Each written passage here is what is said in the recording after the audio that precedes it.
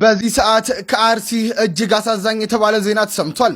በምስራቅ አርሲ ሀገረ ስብከት በኦርቶዶክሳውያን ላይ በተፈጸመ አሰቃቂ ጥቃት ከ10 በላይ ኦርቶዶክሳውያን ሕይወት ማለፉና ታሪካዊ የተባሉ አብያተ ክርስቲያናት በእሳት መውደማቸውን ማህበረ ቅዱሳን ቲቪ አስታውቋል። በምስራቅ አርሲ ሀገረ ስብከት በአሰኮና በሽርካ ወረዳዎች በንጹሃን ኦርቶዶክሳውያን ላይ ያነጣጠረ እጅግ አሳዛኝና አረመናዊ የሆነ ጥቃት መፈጸሙን የተነገረው የኳል የምትመለከቱት የስም ዝርዝር በምስራቅ አርሲ የተገደሉ ኢትዮጵያኖች ናቸው፣ ወገኖቻችን ናቸው፣ እናት አባቶቻችን ናቸው፣ ኦርቶዶክሳውያኖች ናቸው። በአንድ ቀን ብቻ በአሰቃቂ ሁኔታ በታጣቂዎች የተገደሉ ስም ዝርዝሮች ናቸው እነዚህ። በተጨማሪም በትናንትናው ዕለትና ከትናንትና በስቲያ ወደ 280 የሚጠጉ ማህበረሰቦች ከቤታቸው ተፈናቅለዋል፣ ቤታቸውን ለቀው ሄደዋል፣ ንብረቶቻቸውን ሳይዙ ቤቶቻቸው ተቃጥለዋል። በተጨማሪም ይቅርታ ወደ 101 ዓመት ያስቆጠረ ጠላታ ቅዱስ ገብርኤል ቤተክርስቲያንም በዚሁ ጥቃት ምክንያት በእሳት አደጋ ሙሉ ለሙሉ እንዲወድም ሆኗል። ለዚህ አይነት ተግባርም ሲፈጸም ይህ የመጀመሪያው አይደለም። ማን ነው የሚሰማን? ማን ነው የሚረዳን? ማን ነው መፍትሄ የሚሰጠን? ማን ነው ይህን ጥቃት የሚፈጽመው? ማን ነው ተጠያቂው? ለማን ብንጮህ መፍትሄ እናገኛለን የሚለው ነገር እስካሁን ድረስ አልታወቀም። ብፁዕ ቅዱስ አቡነ ማትያስ ዝምታቸውን ሰብረዋል። በአርሲ ሀገረ ስብከት በቤተ ክርስቲያንና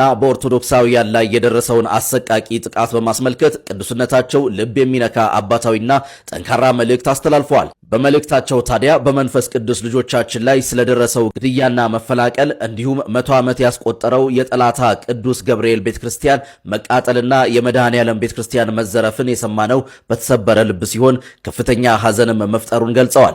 በጥቃቱ እስከ መቼ የሚል የቁጭት ጥያቄ በሁላችንም ልብ ውስጥ ተፈጥሯል ሲሉ ገልጸዋል።